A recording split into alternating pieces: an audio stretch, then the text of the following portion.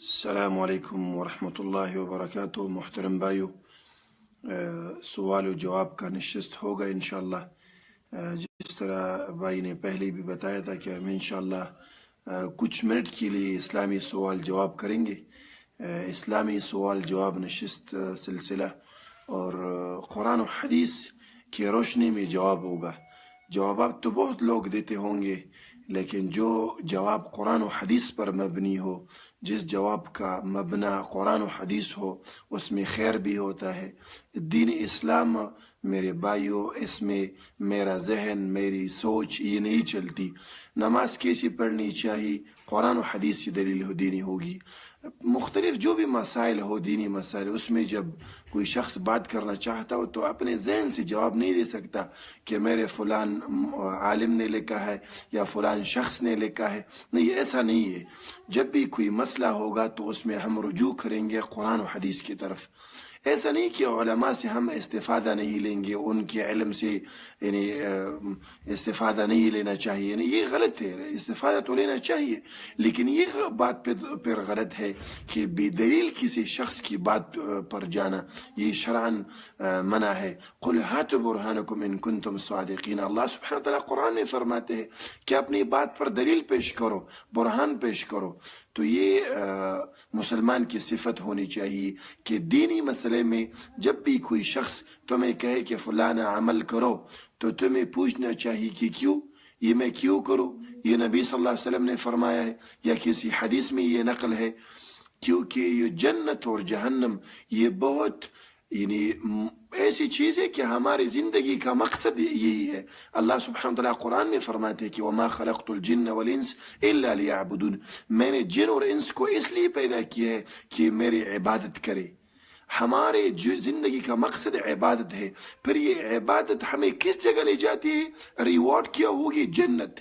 تو جنت کسی شخص کو چاہیے اور وہ اس جنت کے حصول کے لیے بے دلیل باتوں پر، ابا نے کہا، ہمارے باپ دادا کہتے تھے، ہمارا پیر صاحب کہتا ہے، ایسی باتوں پر جنت نہیں ملتی۔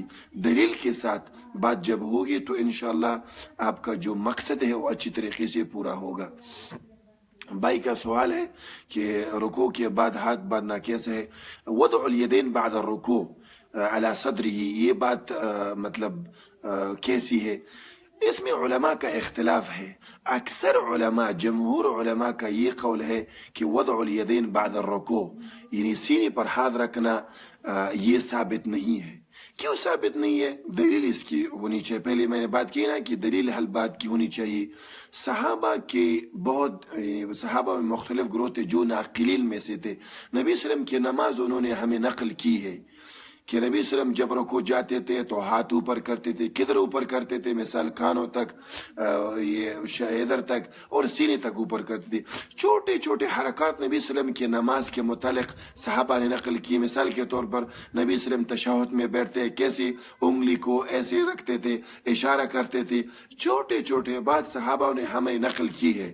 اب یہ نبی صلی اللہ علیہ وسلم کی یہ عمل کہ نبی صلی اللہ علیہ وسلم رکوع سے اٹھے اور انہوں نے سینے پر ہاتھ رکھا، یہ بڑا عمل ہے۔ کسی بھی صحابہ سے مرفوع حدیث میں نقل نہیں ہے میرے بھائیوں، کسی بھی صحابی سے نقل نہیں ہے۔ کسی محدث نے یہ باب نہیں باندھا کہ باب وضع الیدین بعد الرکوع، اس مسئلے پر باب کی رکوع کے بعد ہاتھ سینے پر باندھنا چاہیے۔ نبی صلی اللہ علیہ وسلم کی صحیح حدیث وائل ابن حجر سے بھی نقل ہے، انہوں نے فرمایا کہ نبی صلی اللہ علیہ وسلم نے، اور یہ حدیث سنن میں بھی نقل ہے کہ نبی صلی اللہ علیہ وسلم نے فرمایا کہ جب تم رکوع سے اٹھو تو ایسی حالت میں کہ تمہارے مفاصل جوڑ اپنی جگہ تک پہنچے۔ یہ تبھی ہو سکتے کہ جب نیچے ہاتھ ہو۔ جب ہاتھ ادھر باندھے گا کوئی شخص تو اس کے ہاتھ اپنے جوڑوں تک نہیں پہنچتے، اور یہ بھی اس پر دلیل ہے کہ نبی صلی اللہ علیہ وسلم قنوت نازلہ میں ہاتھ ایسے اوپر کرتے تھے اور دعا مانگتے تھے۔ اگر یہ سنت ہوتا رکوع کے بعد ادھر باندھنا ہاتھ تو نبی صلی اللہ علیہ وسلم قنوت نازلہ میں ہاتھ اوپر نہیں کرتے تھے۔ تو اس دلائل کی روح سے یہ وضع الیدین بعد الرکوع یہ ثابت نہیں ہے۔ بعض لوگ عمومات سے دلیل لیتے ہیں، وہ عمومات ٹھیک نہیں ہے۔ جس مثال کے طور پر کہتے ہیں کہ نبی صلی اللہ علیہ وسلم جب بھی نماز کے لیے کھڑے ہوتے تو سینے پر باندھ رکھتے۔ ہاں، وہ قبل الرکوع کی بات ہوتی ہے۔ قبل الرکوع قیام، بعد الرکوع قیام سے تقریباً 20 مطلب مسئلوں میں اس میں فرق ہے، 20 جگہوں میں۔ تو جو جب بھی بات ہو کہ نبی صلی اللہ علیہ وسلم قیام میں ہاتھ رکھتے تھے تو اس سے مراد قبل الرکوع ہوگا، بعد الرکوع نہیں۔ مثال کے طور پر نبی صلی اللہ علیہ وسلم ابن عمر کی حدیث ہے کہ کان یرفع یدیہ مع کل تکبیرات، ہر تکبیر کے ساتھ ہاتھ اوپر کرتے تھے، لیکن اس کو مقید بنایا حدیث نے کہ کدھر رکوع بعد الرکوع اور بعد الرکعتین، تو وضع الیدین بعد الرکوع کرنا یہ صحیح حدیث سے ثابت نہیں ہے میرے بھائیوں۔ نظر کا لگنا بالکل ٹھیک ہے، العین حق، نبی صلی اللہ علیہ وسلم کی حدیث ہے کہ نظر لگنا بالکل حق ہے۔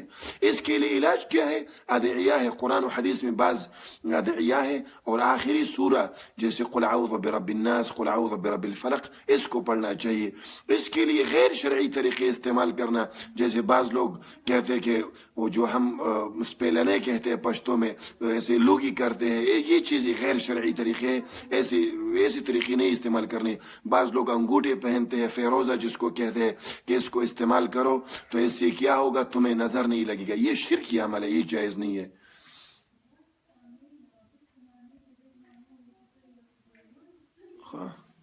وطر کی طریقہ ہوتا ہے، وطر کی طریقہ نبی صلی اللہ علیہ وسلم سے 1 رکعت بھی ثابت ہے، 3 بھی ثابت ہے، 5 بھی ثابت ہے، 7 بھی ثابت ہے۔ نبی صلی اللہ علیہ وسلم کی حدیث ہے کہ من احب یوتر بواحد فلیفعل، فمن احب یوتر ب5 فلیفعل، فمن احب یوتر بواحد فلیفعل۔ 7 3 5 حدیث ابو داود میں، 7 کی حدیث یا سنن نسائی میں ہے، 9 کی حدیث مسلم میں نقل ہے۔ طریقہ کیسے ہے؟ ایک کا تو یہ ہے کہ مثال سورۃ فاتحہ پڑھ لی، دوسری سورت پڑھ لی، اس کے بعد دعائے قنوت پڑھ لی۔ دعائے قنوت کے لیے کانوں تک ہاتھ لینا اور پھر اللہ اکبر کہنا یہ ثابت نہیں ہے، اور تشہد پڑھ لو۔ 3 رکعت 2 طریقوں سے نقل ہے، ایک ایسی کہ مثال 3 رکعت پڑھ لو، جو دوسری رکعت کی تشہد ہے وہ نہ کرو، بس صرف آخری رکعت میں بیٹھو، اور دوسرا طریقہ یہ کہ 2 رکعت پڑھ لو، اس کے بعد سلام پڑھ لو، 3 رکعت پڑھ لو۔ 5 رکعت ایسی ایک طریقہ نقل ہے کہ کسی رکعت میں نہ بیٹھنا، صرف سوائے آخری رکعت میں۔ 7 رکعت جو ہے وہ 2 طریقے سے نقل ہے، ایک طریقہ یہ ہے کہ صرف 7ویں رکعت میں تشہد کے لیے بیٹھنا، اور دوسرا طریقہ یہ ہے کہ 6ٹھی رکعت میں بیٹھنا، عبد و رسول و درود پڑھ لینا، اس کے بعد 7ویں رکعت میں بڑھنا۔ 9 رکعت جو ہے وہ ایک طریقے سے نقل ہے، وہ ایسا ہے کہ 8ویں رکعت میں بیٹھنا، عبد و رسول و درود پڑھ لینا، پھر 9ویں رکعت میں بڑھ لینا، اور تمام 1 7 9 سب میں آخری رکعت میں رکوع سے قبل دعائے قنوت ہے۔ اس میں ہاتھ اٹھانا یہ مرفوع حدیث میں نقل نہیں ہے، صحابہ سے نقل ہے، اگر کسی نے کیا انشاءاللہ جائز ہے۔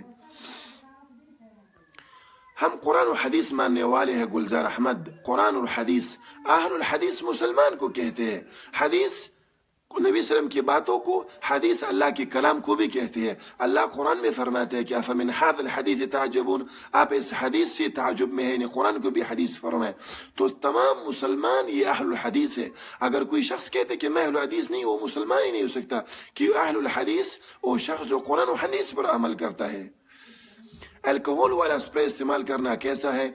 یہ بات پہلی جاننی چاہیے کہ الکحول یہ نجس نہیں ہے۔ بہت سے لوگوں کو یہ پتہ نہیں، الکحول یہ نجس نہیں ہے۔ ہاں الکحول پینا حرام ہے، شریعت نے منع کیا ہے، لیکن جو چیز مطلب حرام ہو یہ معنی نہیں ہے کہ یہ چیز نجس بھی ہے۔ مثال کے طور پر سونا یہ مردوں کے لیے حرام ہے، لیکن سونا نجس نہیں ہے۔ ریشم یہ حرام ہے مردوں کے لیے، لیکن وہ نجس نہیں ہے۔ اسی طریقے سے شراب کا پینا حرام ہے، لیکن وہ نجس نہیں ہے، کیونکہ وہ انگور سے بنتے ہیں، مثال کھجوروں سے بنتی ہے۔ اس کا استعمال مگر اگر شراب کپڑوں پر لگ جائے تو یہ نجس نہیں ہے، پہلی بات۔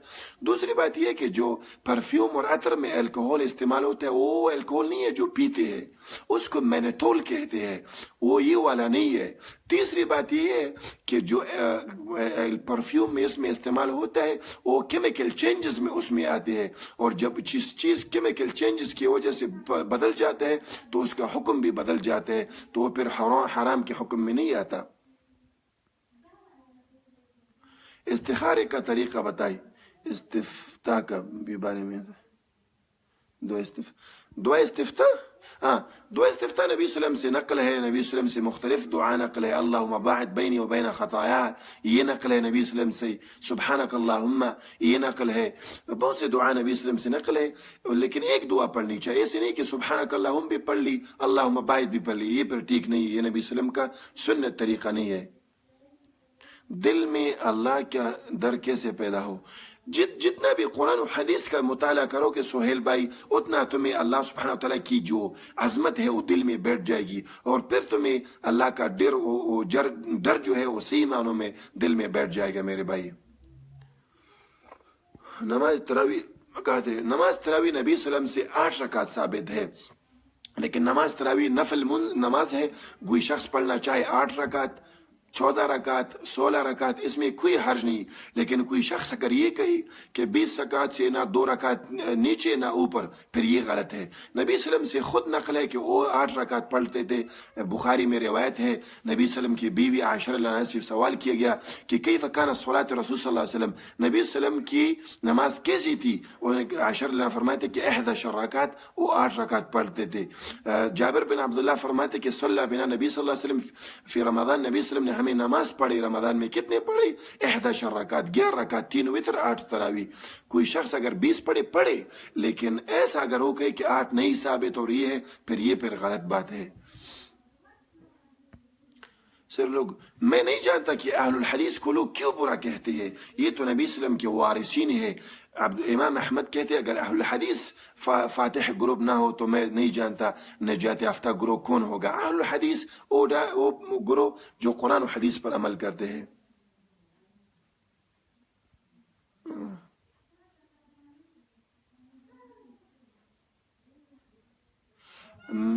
میں بھی پر اگر لڑکا لڑکی 3 بار قبول ہو نہیں، اس سے نکاح نہیں ہوتا شکیل۔ نکاح کے لیے 3 شرطیں ہیں، یا بعض علماء 4 کہتے ہیں۔ پہلی شرط یہ ہے کہ ولی کے بغیر نکاح نہیں ہوتا، لا نکاح الا بولی، ولی کی اجازت کے بغیر نکاح نہیں ہوتا۔ دوسرا شرط یہ ہے کہ گواہان، 2 گواہ موجود ہوں گے، اس کے بغیر نکاح نہیں ہوتا۔ وہ اعلان کرنا، کہ اعلان ہو جائے کہ فلانی نے اپنی بیٹی فلانی کو دی، تو پھر نکاح ہو جاتا ہے۔ ایسے نہیں، ہاں ایسے ہوتا ہے کہ 3 شرط موجود ہو اور کوئی شخص ٹیلی فون پر کہے کہ مجھے فلانی تمہیں قبول ہے، وہ کہے کہ قبول ہے، تو پھر نکاح ہو جاتا ہے۔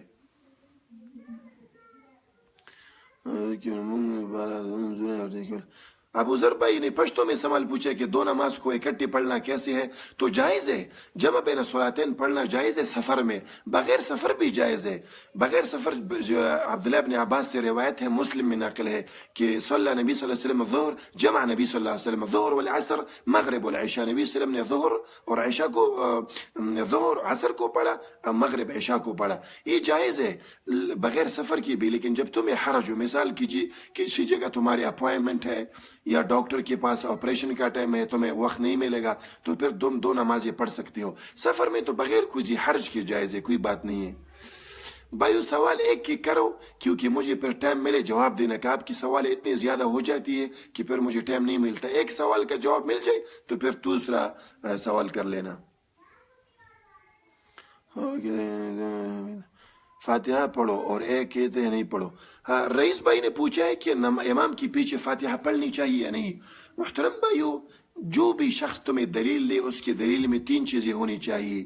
فاتحہ پڑھو، اس کے بعد نماز نہیں ہوتی اور ضروری ہے۔ میں آپ کو دلیل دیتا ہوں، نبی صلی اللہ علیہ وسلم کی حدیث ہے کہ لا صلاۃ الا بفاتحۃ الکتاب، بخاری میں حدیث ہے کہ نماز نہیں ہوتی الا کہ فاتحہ کے بغیر۔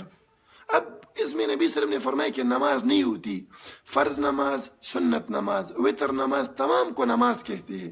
ہاں، مقتدی کی نماز، امام کی نماز، منفرد کی نماز، تمام کو نماز کہتے ہیں۔ نبی صلی اللہ علیہ وسلم کہتے کہ کسی کی نماز نہیں ہوتی الا بفاتحۃ الکتاب، فاتحہ کے بغیر۔ امام بخاری نے اس پر باب بھی بنایا کہ باب وجوب القراءۃ للامام والماموم، قراءت واجب ہے امام، ماموم، منفرد، لکل صلاۃ، تمام صلاۃ کے لیے فاتحہ ضرور ہے۔ اب کوئی شخص مقلدین اکثر یہ کہتے ہیں کہ نہیں، اس میں امام کا ذکر کدھر ہے اور مقتدی کا ذکر ہے، ٹھیک ہے، وہ دکھا دیتے ہیں۔ مسلم کی روایت ہے، ابی ہریرہ کہتے ہیں کہ نبی صلی اللہ علیہ وسلم نے فرمایا کہ جس نے فاتحہ نہیں پڑھی اس کی صلاۃ خداج خداج خداج، اس کی نماز ٹھیک نہیں ہے، ٹھیک نہیں ہے۔ ایک راوی نے اس کو کہا کہ نحن نکون وراء الامام، ہم تو امام کے پیچھے ہوتے ہیں تو کیا کرے؟ ابی ہریرہ نے فرمایا کہ اقرا بها فی نفسک، اس کو آہستہ طریقے سے پڑھ لو، اس اس کو آہستہ طریقے سے پڑھ لو. تو اس سے کیا ثابت ہوا کہ امام کی پیچھے فاتحہ ضروری ہے. کیوں؟ اس نے کہا کہ کیوں یہ ضروری ہے؟ اس نے کہا کہ قسمت الصلاۃ بین عبدی و اللہ اور بندے کے بیچ میں یہ فاتحہ یہ تقسیم ہے. جب بندہ کہتے کہ الحمدللہ رب العالمین، اللہ کہتا ہے کہ حمدنی عبدی، میرے بندے نے میرا حمد بیان کی ہے. تو اسی طریقے سے یہ ضرور ہے. اس سے اور واضح دلیل ابو داود میں ہے. عباد بن صامت فرماتے ہیں کہ صلی بنا نبی صلی اللہ علیہ وسلم صلاۃ الصبح، نبی صلی اللہ علیہ وسلم نے ہمیں صبح کی نماز پڑھائی تو فثقلت علیہ القراء، ان کی قرات بوجھل ہو گئی. تو جب نبی صلی اللہ علیہ وسلم نے نماز ختم کی تو ہم سے پوچھا کہ لعلکم تقرؤون خلف امامکم، کیا آپ میرے پیچھے نماز پڑھتے ہو؟ تو نبی صلی اللہ علیہ وسلم نے فرمایا کہ لا تفعلوا، یہ کام نہ کرو، الا بفاتحۃ الکتاب، فاتحہ پڑھ لیا کرو. کیوں؟ اس کے بغیر نماز نہیں ہوتی. تو یہ بہت کلیئر کٹ حدیث ہے کہ نماز نہیں ہوتی. جو دلائل احناف دیتے ہیں کہ وَإِذَا قُرِئَ الْقُرْآنُ، یہ بہت کمزور دلائل ہیں، وقت نہیں ہے کہ اس کا ہم جواب دے دیں.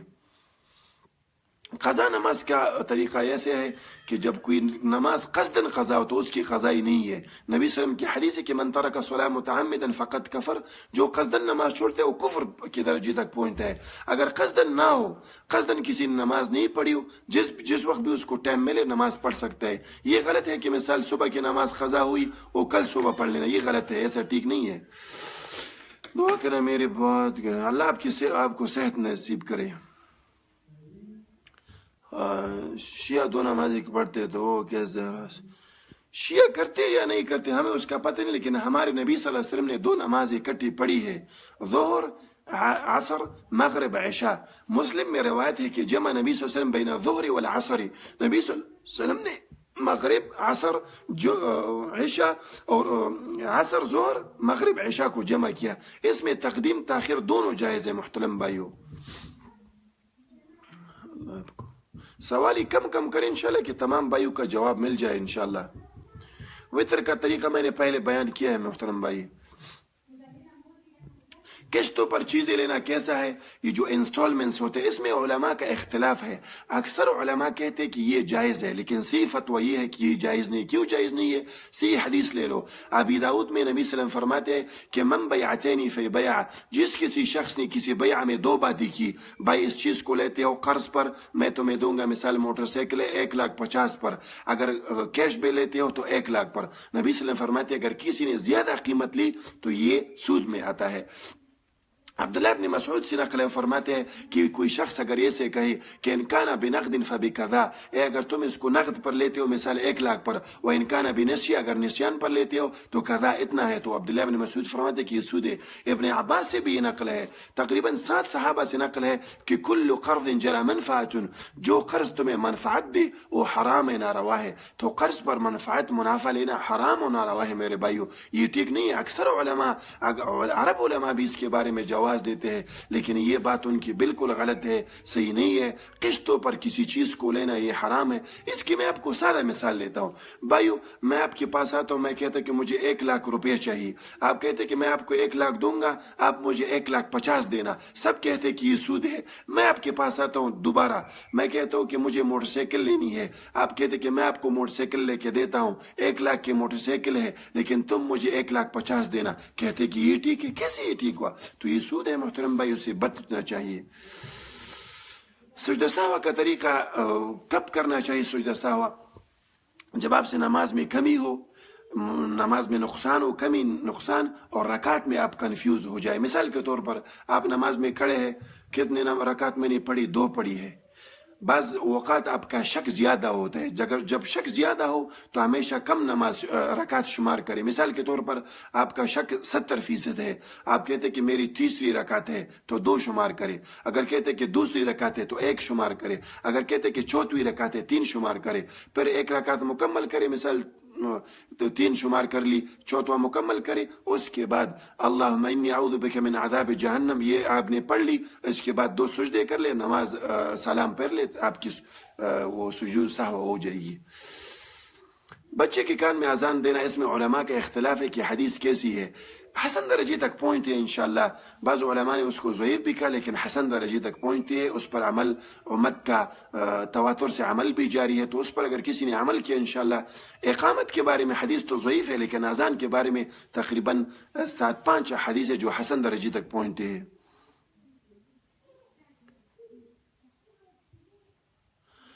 عثمان رضی اللہ عنہ کی ہم کیا کہتے ہیں؟ عثمان رضی اللہ عنہ جلیل القدر صحابی ہے, خلفائے راشدین میں سے ہے.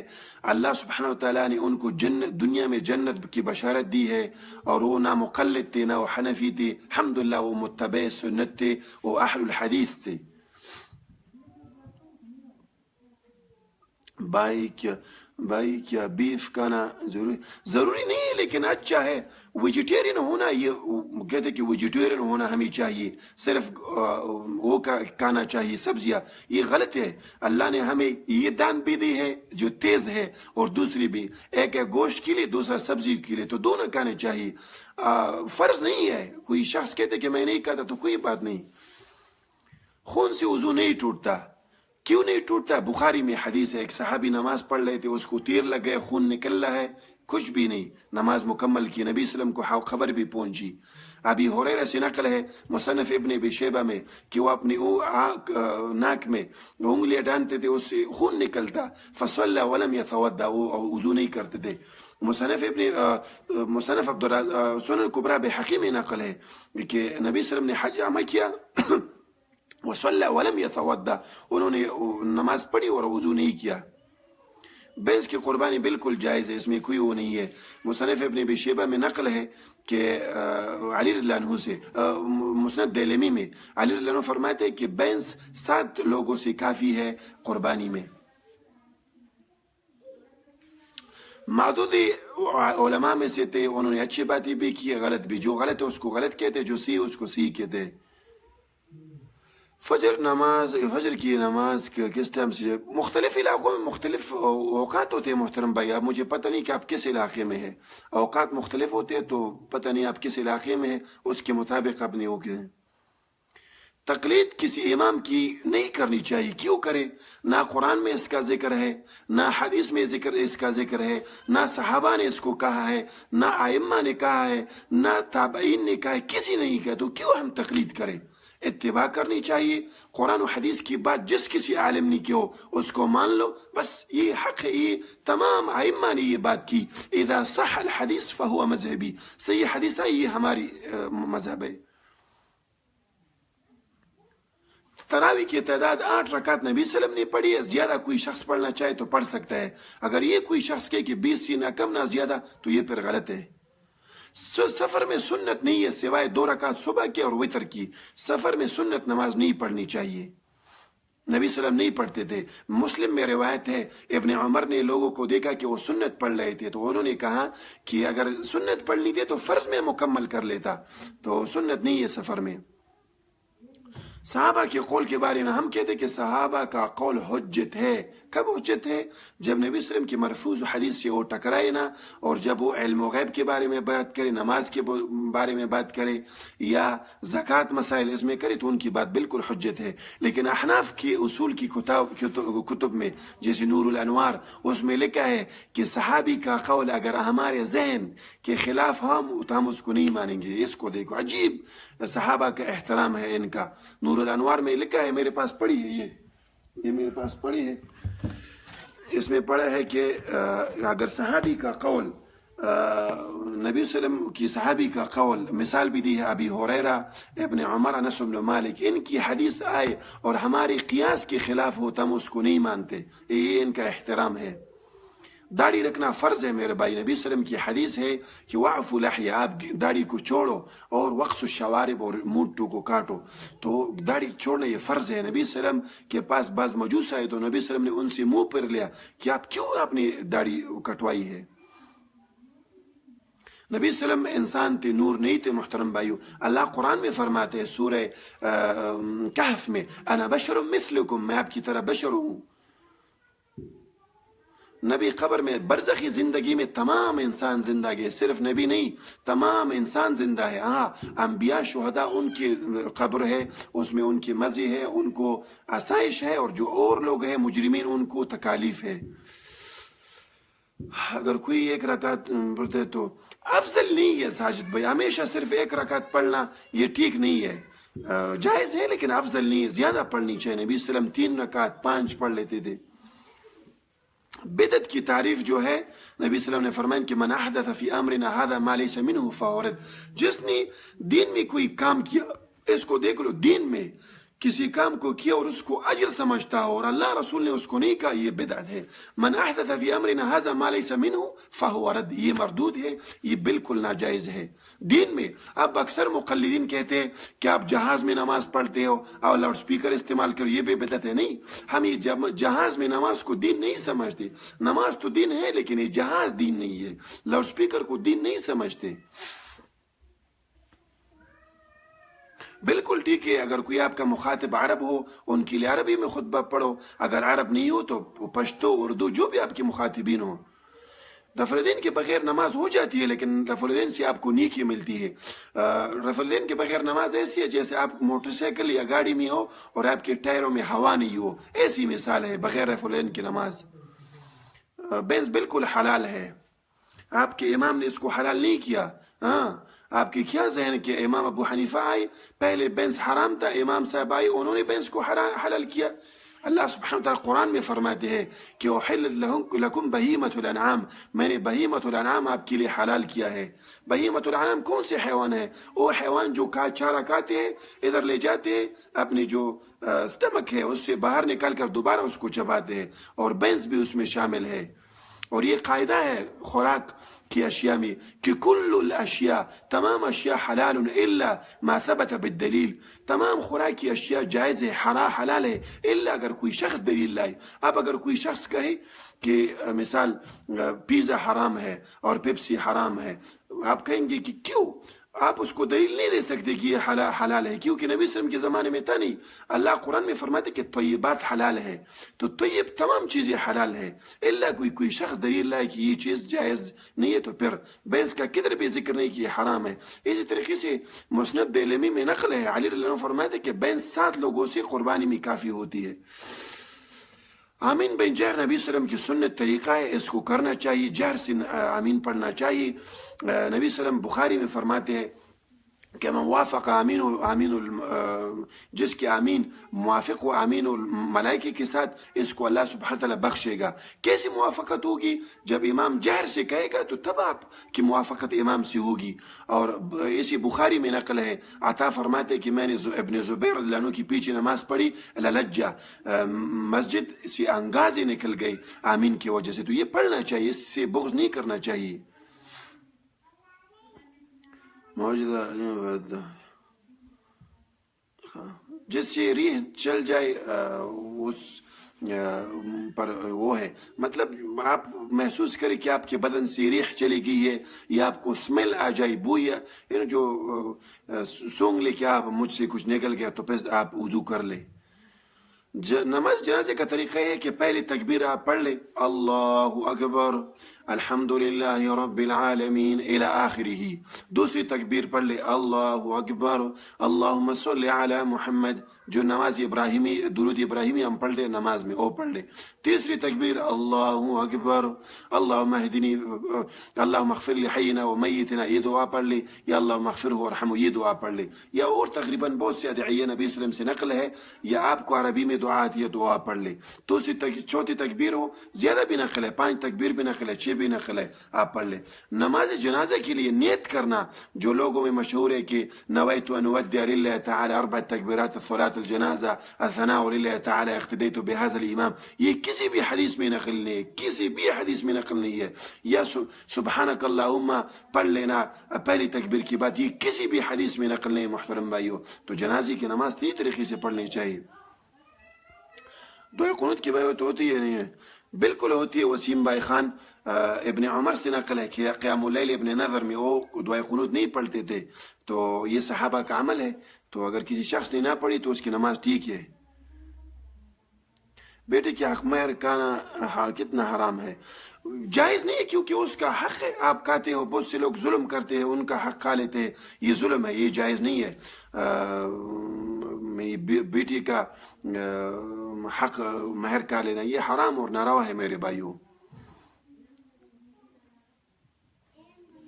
سر میں پڑھنا ہے اور جائز ہے گوہر علی بھائی، جمع بین الصلاتین یہ جائز ہے، نبی صلی اللہ علیہ وسلم سے نقل ہے، مسلم میں روایت ہے کہ جمع نبی صلی اللہ علیہ وسلم بین الظہر والعصر مغرب والعشاء، نبی صلی اللہ علیہ وسلم نے مغرب عشاء ظہر عصر کو جمع کیا، تو اس میں کوئی بات نہیں ہے کہ کوئی شخص نے جمع بین الصلاتین کی، بالکل جائز ہے۔